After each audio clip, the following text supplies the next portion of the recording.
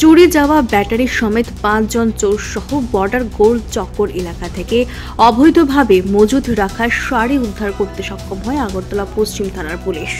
শুনুন সংবাদ মাধ্যমের সামনে মুখোমুখি হয়ে বিস্তারিতভাবে কি জানান এসডিপিও দেবপ্রসাদ রায়। গত 5 তারিখে আমরা একটা অভিযোগপত্র পাই, যেটা ওই কোর্ট থেকে দেওয়া হয়, সেটা নাজির নীলেন্দু নাথ সরকার উনি এই অভিযোগপত্রটা দেন যে ওনাদের কোর্ট কমপ্লেক্সের ভেতর থেকে যে ব্যাটারি আছে, জেনারেটর চালানোর যে ব্যাটারি ব্যাকআপ যেটা হয়, সেই ব্যাটারি দুটো চুরি হয়ে গেছে। তো অ্যাকর্ডিংলি ওই অভিযোগের উপর আমরা একটি এফআইআর নিই। এফআইআর নেওয়ার পর সেটা তদন্ত শুরু করা হয় এবং ইন্সপেক্টর পরিতোষ দাস পশ্চিম থানার ওসি একটা টিম গঠন করে এবং খুব দ্রুত সেই চোরকে ধরা সম্ভব হয় এবং তার কাছ থেকে ব্যাটারি উদ্ধার করতে পুরো টিমটাই এখানে ভালোভাবে কাজ করেছে। প্লেইং ক্লথে এবং বিভিন্নভাবে দুটো ব্যাটারি উদ্ধার করা হয় এবং এদের সাথে যারা সহযোগী ছিল এমন টোটাল 5 জনকে অ্যারেস্ট করা হয়। ওদেরকে আজকে এই কেসে কোর্টে প্রেরণ করা হয়। কতদিনের পুলিশ রিমান্ড চাওয়া হবে? 3 দিনের পুলিশ রিমান্ড চাওয়া হয়েছে।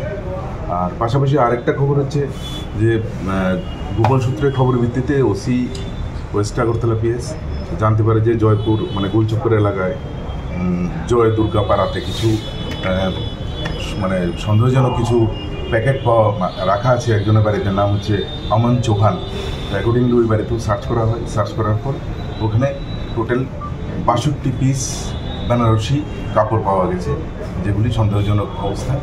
তো এগুলিকেও পুলিশ সিজ করেছে সেপারেট।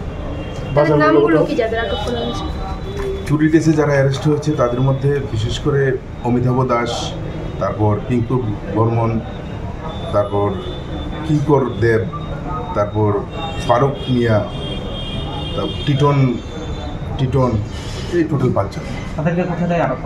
তাদেরকে বটতলা ব্রিজের নিচের থেকে 2 জনকে, আর বাকিগুলোকে গোলচক্করের বিভিন্ন এলাকা থেকে।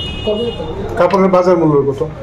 কাপড়ের বাজার মূল্য নট লেস দেন 3.5 লাখ, আর ব্যাটারিগুলি 50,000।